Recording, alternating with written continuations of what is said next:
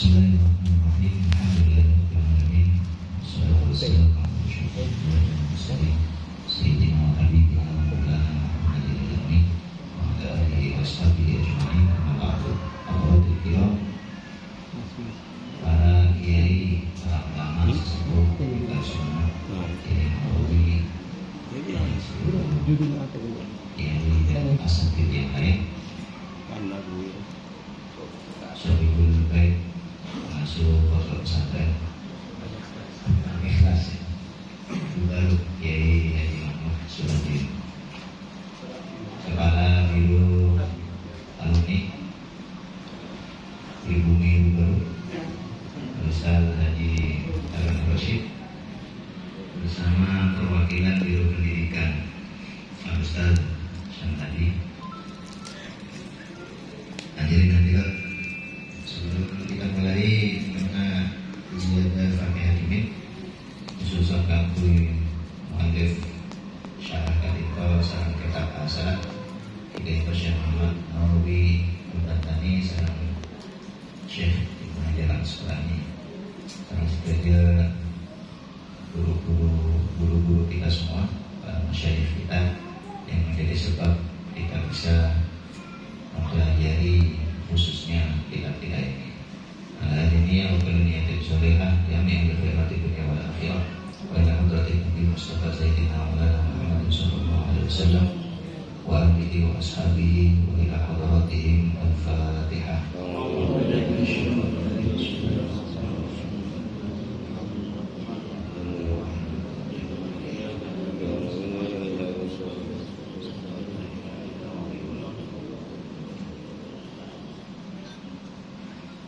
Ayyuhal hudur, kita di pengajian yang namanya pengajian bulanan ini, tadi pelaksanaannya lumayan lama sudah sebetulnya. Kita baru nyampai di maqalah al-ashirah tentang secara umum tentang bagaimana sikap kita terhadap dosa dan ketaatan. Qala al-mu'allif rahimahullah ta'ala wa nafa'ana bi ulumihi fid dharain amin. Wal maqalatul ashirah an ba'di zuhadi, diriwayatkan dari sebagian orang-orang yang zahid. Zahid tadi itu disebutkan di dalam kitab ini, definisinya adalah humul ladzina taqaw dunya, yaitu mereka yang menghina atau menganggap hina dunia, walam yubalu biha, dan tidak peduli kepada dunia tersebut.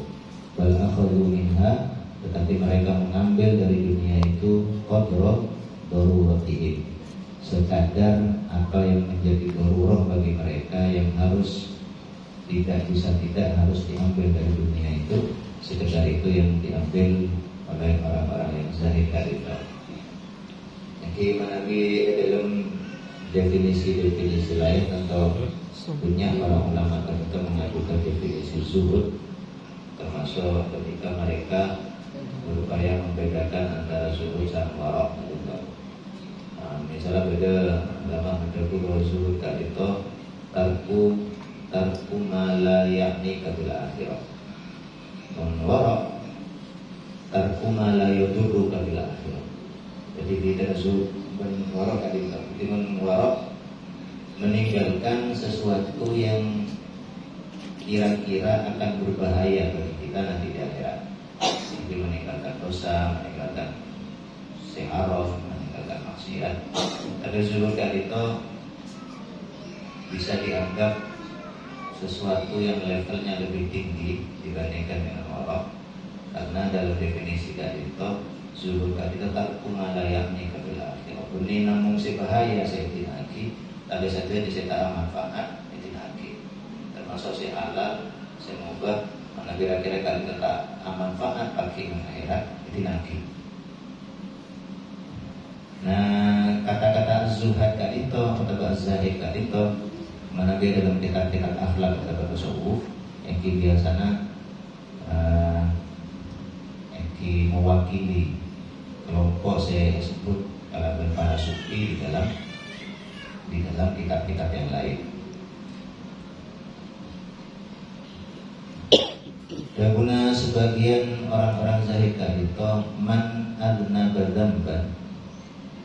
Siapa orang yang saya melakukan perbuatan dosa, ai tahammalahu atau menanggung dosa kadito. Wa huwa yadhaku, dan dia tertawa. Ai wal halu annahu yafrahu bi tahammulihi, yaitu dia ketika melakukan dosa itu keadaannya annahu yafrahu bi tahammulihi, dia gembira dengan menanggung dosa tersebut atau melakukan dosa tersebut. Orang yang demikian, fa innallaha, maka Allah Subhanahu wa taala yudkhiluhu, akan memasukkannya an-nar, dalam neraka, wa huwa yabki, dalam keadaan orang yang menangis. Orang yang melakukan dosa dan dia bergembira dengan dosanya itu, maka nanti di hari kiamat Allah akan masukkan orang ini ke dalam neraka dalam keadaan orang ini menangis.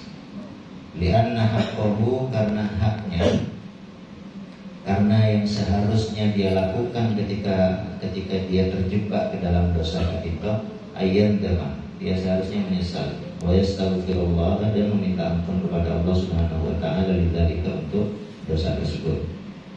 Dari itu saya pertama, kita rasanya jelas bahwa dosa ini satu perkara, tetapi al-farhu bidzambi, gembira ketika melakukan dosa, itu perkara yang lain lagi.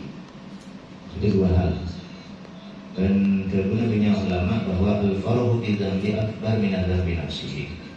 Bergembira ketika melakukan dosa itu lebih azim, lebih besar kesalahannya dibandingkan dengan sekedar melakukan dosa tersebut. Anda memasukkan kepada Rabu karena tentu saja pertama, sifat dari dosa itu memang bukan sesuatu yang untuk dibanggakan atau untuk dibuat gembira.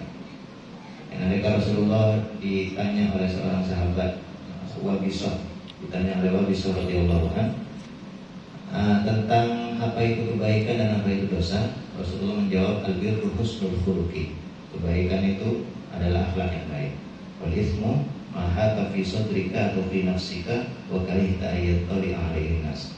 Dosa itu adalah sesuatu yang engkau merasa ragu di dalam hatimu, lalu engkau tidak suka agar sesuatu itu kelihatan oleh manusia. Itu yang dosa.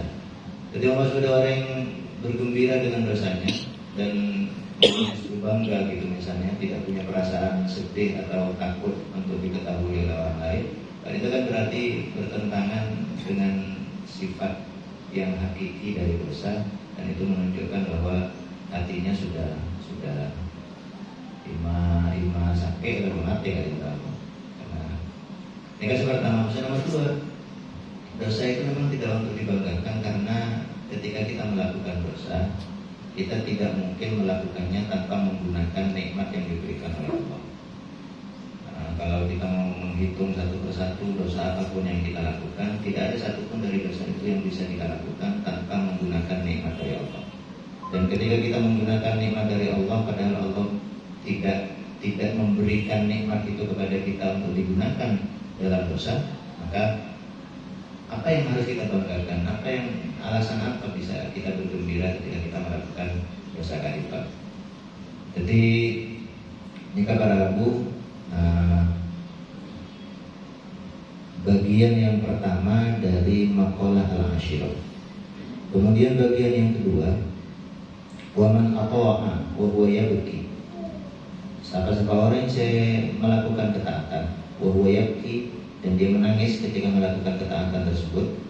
Menangis tadi itu berguna syarih hayaan minallahi ta'ala, karena takut dari Gusti Allah Subhanahu wa taala, wa khaufan minhu ta'ala ala tafsirihi, dan karena takut kepada Allah Subhanahu wa taala ala tafsirihi, atas kekurangan atau ketidaksempurnaan dia melakukan ibadah dan ketaatan tersebut.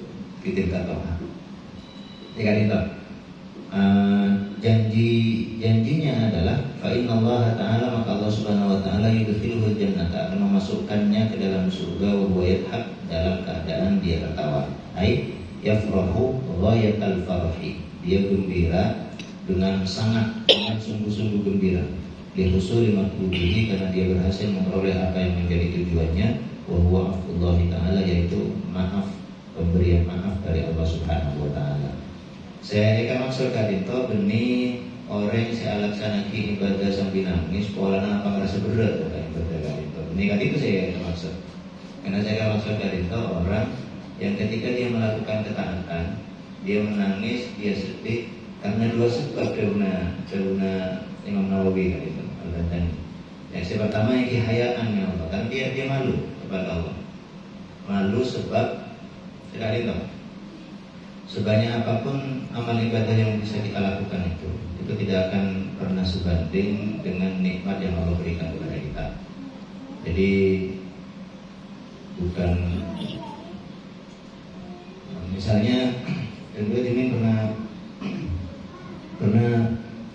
mengereng pengajian Syekh Muhammad bin Ismail, karena beliau menjelaskan tentang hadis si masyhur tadi itu, la yudkhilanna ahadakum al-jannata amaluhu. Tidak akan memasukkan, tidak ada seseorang yang akan dimasukkan ke dalam surga oleh amal perbuatannya. Hadis masyhur. Dan dalam nyarah akhir, dalam rangka hadis kali itu Syekh Muhammad pas matur tentang sebuah kisah kali itu. Kisah yang terjadi kepada beliau di zaman Bani Israil ini. Ada seorang abid, seorang ahli ibadah dari kalangan Bani Israil kali itu yang beribadah puluhan tahun tanpa henti. Lalu orang ini wafat. Dan dikisahkan dalam riwayat tersebut di hari kiamat orang ini berhadapan dengan Allah Subhanahu Wa Taala, abid ini. Kemudian Allah bertanya kepada hambanya, kepada orang tadi, ya abdi, kalau saya masukkan kamu ke surga, itu karena amal kamu yang banyak atau karena rahmatku? Nah orang ini, abid ini, karena mungkin merasa percaya diri dengan amal yang banyak itu, lalu dia menjawab pertanyaan Allah tersebut, kalau dia masyarakat karena amalku ya Allah, sebab aku sudah beribadah kepadamu sekian puluh tahun, tidak pernah berhenti dan seterusnya. Maka Allah kemudian merespon ketika itu. Allah memerintahkan salah seorang malaikat untuk mencabut salah satu bola mata abid tadi. Kemudian wada'a hadhil aina fi ihda kafatayil mizan. Meletakkan biji mata yang satu tadi itu di salah satu sisi timbangan. Timbangan itu kan mizan akhirat kan tidak akan, guna para ulama tidak ikut timbangan digital atau elektronik pakai kali itu. Yang kemudian diletakkan barang di atasnya keluar angka itu dan tapi tetap akan yang di kanan kiri kali itu menembak. Nah, satu biji mata diletakkan di satu sisi, kemudian seluruh amal hamba yang 70 tahun lamanya lebih itu diletakkan di sisi satunya, lalu ditimbang. Ternyata berdasarkan timbangan itu, satu biji mata itu lebih berat dibandingkan dengan amal ibadah yang puluhan tahun tersebut. Artinya Allah menunjukkan berdasarkan timbangannya itu bahwa kamu mau beribadah sekian puluh tahun lamanya, kalau dibandingkan dengan nikmat Allah yang satu saja itu baru satu biji mata, itu tidak akan sebanding. Nah perasaan seperti inilah yang dimiliki oleh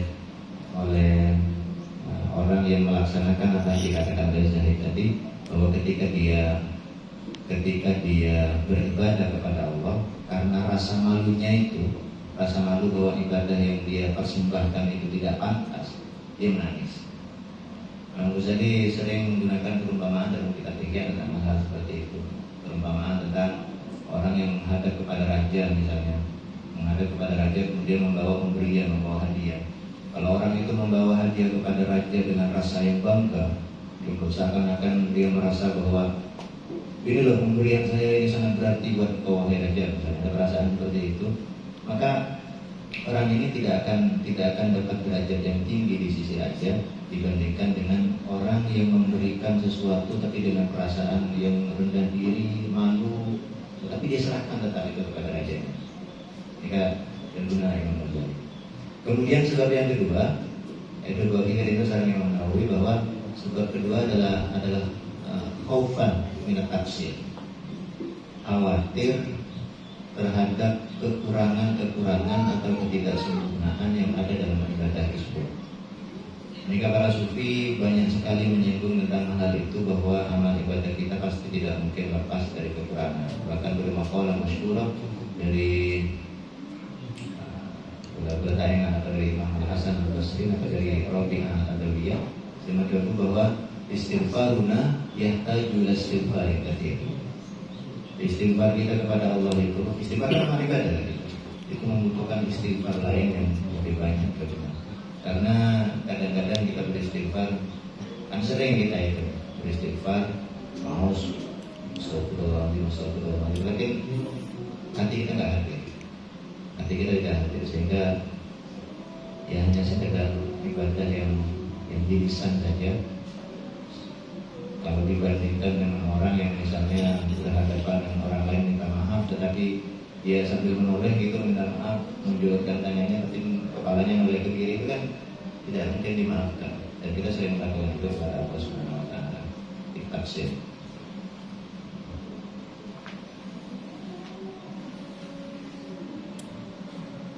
Nah, makalah kali itu Islam menjelaskan tentang adab yang harus kita miliki pada Allah Subhanahu Wa Taala, baik ketika kita melakukan dosa atau ketika kita melakukan ketaatan. Adab yang pertama itu mutlak. Jadi siapapun orangnya, kalau dia melakukan dosa sambil gembira, itu jelas apa? Jadi saran kan. Tapi adab yang kedua mungkin lebih samar sifatnya, karena kita sering, dan itu mungkin agak sulit ketika beribadah dan merasa bahwa amal ibadah itu sama sekali tidak ada peran kita di dalamnya, berlarat.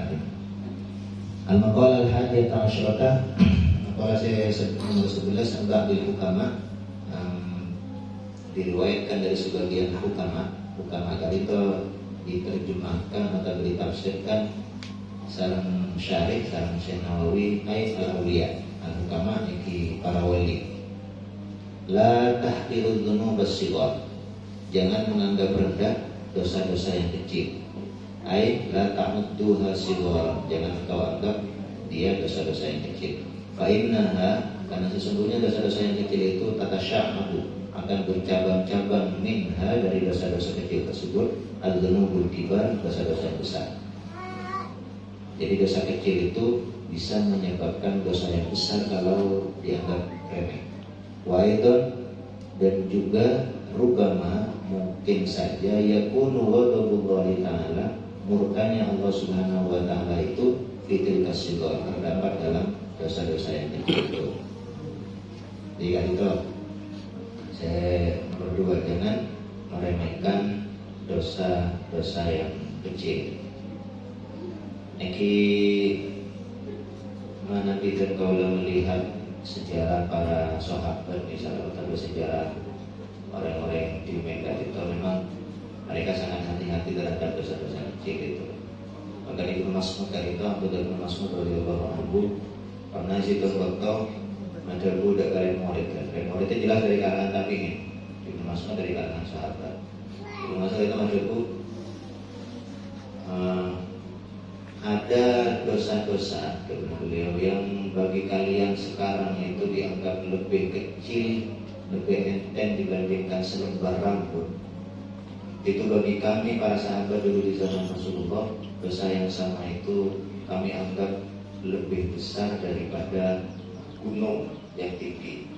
Jadi perbandingannya, para tabi'in itu menganggap dosa itu seperti rambut yang sehelai rambut yang tipis, dari para sahabat menganggapnya sebagai sebuah gunung yang besar. Itu kan apapun banyak tadi, perbedaan yang sangat besar. Contoh misalnya, sahabat tadi itu menganggap sesuatu yang mungkin kita tahu entengnya ya gitu. Pada situ sahabat yang mana Abu Talha al-Ansori, sahabat Soki. Beliau kali itu punya kebun kurma, lalu bustan taman gitu ya. Lalu beliau pernah melakukan sholat di tengah-tengah kebunnya kan itu. Nah di tengah-tengah beliau melakukan sholat di tengah kebun kan itu, tiba-tiba ada seekor burung keluar dari sela-sela pohon tadi, terbang. Nah ikut tuh, karena beliau sedang sholat, ada burung lewat di hadapan beliau, pas penglihatan beliau Padahal beliau tadi mengikuti kemana burung itu pergi. Ini kadang kau kan biasa. ini biasa loh. Kebetulan ada burung melintas, maka kita ketika sholat melihat mengikuti sebentar selesai. Tapi responnya Abu Talha tadi itu, beliau ragu dengan Rasulullah mula. Kemudian ada budak Rasulullah, ibadah saya terganggu oleh burung yang muncul dari sela-sela pohon di kebun saya. Karena itu mulai sekarang saya serahkan kebun saya ini kepada engkau untuk dijadikan amal di dalam Allah Subhanahu Wa Taala. Bukan kalau saya tidak itu, tidak ada. Ya, abdi menggunakan motor. Jadi begitu perbedaan saya kira antara para sahabat ulama generasi salaf dibandingkan dengan kita gitu. Nabi Ibnu Mas'ud tidak mencoba kata para tabi'in, perbandingan antara tabi'in dengan sahabat kadito seperti sehelai rambut dengan gunung yang tinggi. Dan aku Nabi tertolak dengan para sahabat. Dan para tabi'in saja ini sebegitu jauhnya dengan para sahabat kadito. Dengan itu para ulama akan mencoba bahwa sahabat kadito nalu manalu min syarufin la likathrati ibadatihim wala siyamihim wala salatihim walakin lima waqar fi qulubihim. Jadi sahabat itu memperoleh kemuliaan yang luar biasa itu bukan semata-mata karena amal ibadah mereka yang banyak, tetapi karena sesuatu yang ada di dalam hati mereka, lima waqar fi qulubihim. Jadi kemudian satu lagi insyaallah al-maqalah ats-tsaniyah asyrata. Ani Nabi sallallahu alaihi wasallam diriwayatkan dalam sebuah hadis la shaghirata ma'al israr. Tidak ada dosa kecil kalau itu dilakukan secara terus-menerus. Al-israr tadi itu terus-menerus. Firman Allah dalam Al-Qur'an, "Alladzina idza fa'alu fahishatan aw dzalamu anfusahum dzakarullaha fastaghfiru li dzunubihim wa la yaghfiru dzunuba illa Allah wa lam yusirru 'ala ma fa'alu wa hum ya'lamun." Mereka tidak terus melakukan dosa kecil itu. Jadi Nabi dosa kene dan itu kalau dilakukan dengan isra, isra kene boleh, dia akan menjadi dosa yang besar. Fa innaha, karena dosa-dosa yang kecil itu bil muwadzabati 'alaiha, dengan terus-menerus melakukannya ta'zum, maka dia akan menjadi besar. Kata siru kabiratan, dan akan menjadi dosa besar. Wa aidan, dan juga annaha, bahwa dosa kecil itu ala azmis tidamatiha, ketika kita berniat untuk terus-menerus melakukan dosa kecil itu tasiru kabiratan. Kena niat saos daguna Imam Nawawi kadito, kena niat kita tidak akan berhenti dari dosa kecil itu, akan melakukannya lagi di masa yang akan datang. Dari tampon jadi kabiro, jadi dosa besar. Fa inna niyatal mar'i, karena niat seseorang itu fil ma'asi, dalam maksiat, karena maksiatan sudah termasuk maksiat. Ketika niat ta'ambu, ini kan dihitung satu dosa, dan kalau tidak ada niat untuk berhenti, maka itu akan dihitung terus-menerus sebagai dosa. Wala kabirata ma'al istighfar, dan tidak ada dosa besar ma'al istighfar kalau dosa besar itu diikuti dengan istighfar, dengan memohon ampun kepada Allah.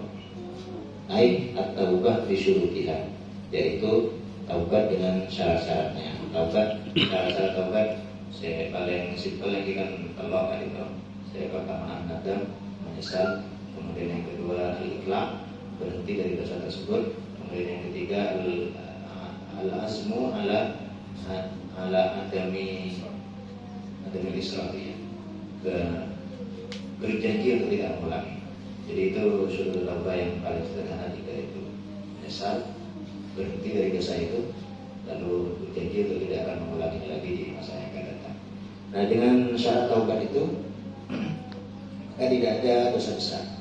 Fa inna taubata tamhu atsarul khati'ah, karena taubat itu menghapus bekas-bekas kesalahan. Wa in kana kabiratan, sekalipun dosa itu dosa besar. Kata asyir. Karena para mufasir ketika menafsirkan ayat Innallaha la yaghfiru an yushraka bihi wa yaghfiru ma duna dzalika liman yasha. Allah tidak akan mengampuni dosa syirik dan akan mengampuni dosa-dosa yang lain. Karena mayoritas mufasir saya maksud tidak akan diampuni kali itu menabi orang kali itu mati dalam badan syirik. Tapi menabi dia melakukan kesyirikan kemudian atobat, Gusti Allah, syirik itu masih bisa diampuni selama dia masih hidup. Jadi termasuk dosa kejikan itu akan diampuni. Maka pada situng Latifah juga itu bahwa orang dosa-dosa kejikan itu kan bukan sesuatu yang mudah untuk dihindari. Bahkan orang-orang soleh bisa digambarkan dalam Al-Quran kali itu alladzina yajtanibuna kaba'iral itsmi wal fawahisha illa lam. Jadi orang-orang yang baik itu dikatakan Allah dalam Al-Quran adalah orang-orang yang menjauhi dosa besar dan fahisyah. Fahisyah itu punya arti tapi umumnya dosa-dosa yang besar juga. Fahisyah illa lam, kecuali ketika dia terjebak untuk melakukan dosa-dosa yang kecil. Artinya kan ada dosa aja saya lakukan itu ampun saya ya. Yang penting dengan beberapa syarat tadi kan itu yang tidak isror, kemudian tidak faroh kan itu tak sunnah. Nah, para hadirin terakhir kali itu sebagai catatan akhir sebelum ditutup, makalah-makalah yang tadi kita bacakan itu menyebutkan tentang beberapa hal yang ketika kita lakukan bersama dosa, itu akan melipat gandakan dosa kita. Yang pertama adalah al-faroh. Kalau kita melakukan dosa kemudian gembira, tidak ada sedihnya, itu sudah meningkatkan kualitas dosa kita. Kemudian al-israr itu berarti terus menerus. Kita melakukan dosa kecil, tapi dosa kecil itu terus dilakukan berkali-kali. Kemudian yang ketiga tadi itu al-istisghar, menganggap remeh dosa. Kita melakukan dosa kecil sambil muncul dalam hati kita loh jago ngari segini. Gitu. Tapi ada beberapa juga yang lain, misalnya al-mujaharah. Al-mujaharah itu terang-terangan. Kullu ummati mu'afan illal mujahirun.